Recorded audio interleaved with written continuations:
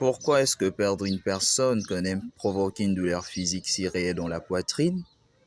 Pourquoi notre cerveau refuse-t-il de tourner la page, même quand on sait pertinemment que cette relation était un calvaire? Non, vous n'êtes pas fou et ce n'est pas juste dans votre tête. C'est une réaction biologique ultra violente.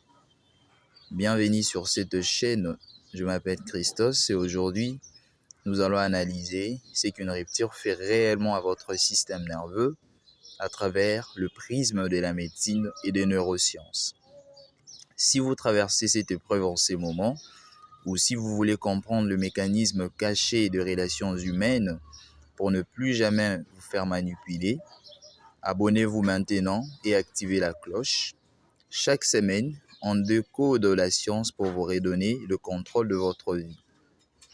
Voici ce qui se passe concrètement dans votre boîte crânienne. Le premier mécanisme, c'est le sévrage de la dopamine. Quand vous étiez en couple, chaque message, chaque regard libérait de la dopamine, l'hormone du plaisir et de la récompense.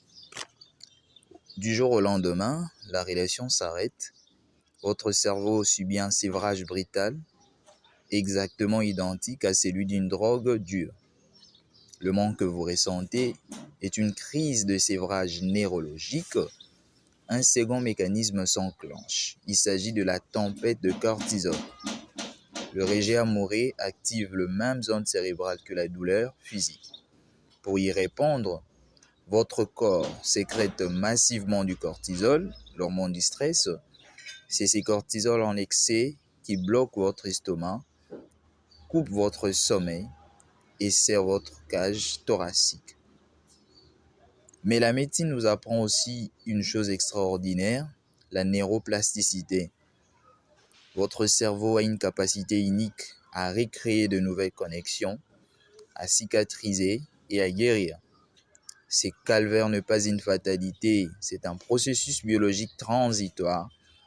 Alors dans la prochaine vidéo, je vais vous donner le protocole scientifique précis pour faire baisser ces niveaux de cortisol en moins de 48 heures et accélérer votre reconstruction.